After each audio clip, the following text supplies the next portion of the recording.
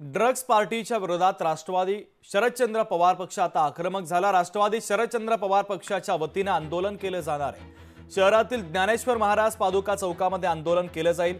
राज्य सरकार आणि पोलीस प्रशासनाच्या विरोधात आंदोलन केले जाणार आहे। तर शरद पवार पक्षाच्या वतीने आक्रमक भूमिका घेतली जाते।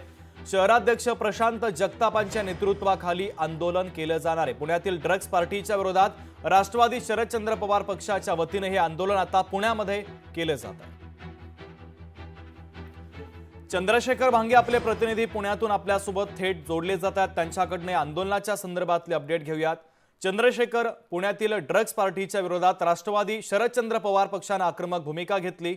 आज आंदोलन देखील केले जात आहे। शुभम, खरं तर पुण्यातील या ज्ञानेश्वर पादुका चौकात हे आंदोलन सुरू आहे। माझ्या पाठीमागे बघू शकतो की या ठिकाणी सेवन करणारी मुलं मुली आहेत, यांना कुठेतरी पोलिसांकडूनच या ठिकाणी सप्लाय होतं काय अशा प्रकारची परिस्थिती या ठिकाणी पुण्यात आहे। आणि म्हणून या ड्रग्स माफियांच्या विरोधात आम्ही आंदोलन करतोय। कोयता गँग असेल किंवा एकूणच ड्रग्सवाले असेल, यांच्यामुळे पुणे बदनाम होतंय, ही वस्तुस्थिती आहे। राज्यातले मंत्री या सगळ्या ड्रग्स माफियामध्ये सहभागी आहेत का काय, अशा प्रकारचा प्रश्न आहे। कारण की ललित पाटील प्रकरणात तुमची नावं पुढे येणार होती, त्याच्यामुळे मे बी कदाचित ही नावं दाबण्याकरता ड्रग्स माफियांना उघड रान करून दिलेलं आहे की या युती सरकारने केलेली मोठी घोडचूक किंवा पाप असं आम्हाला निश्चित वाटतं। पण काय सांगणार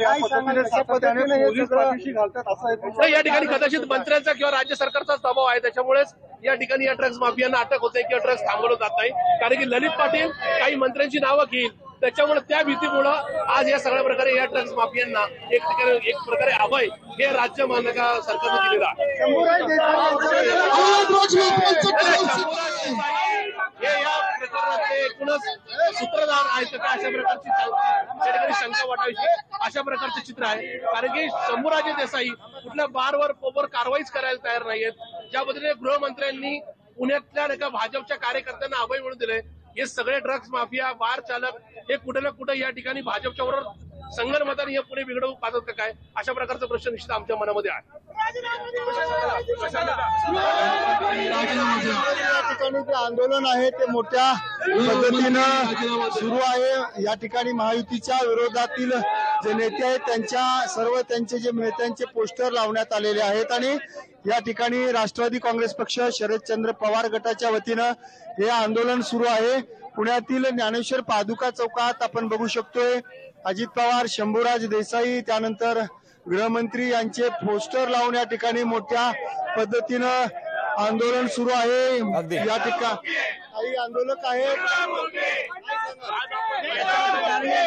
पोलीस आयुक्त आहेत, त्यांनी राजीनामा दिला। चंद्रशेखर, महत्त्वाचे अपडेट या आंदोलनाच्या संदर्भातले तुम्ही पोहोचवलेले आहेत, तुर्तास धन्यवाद।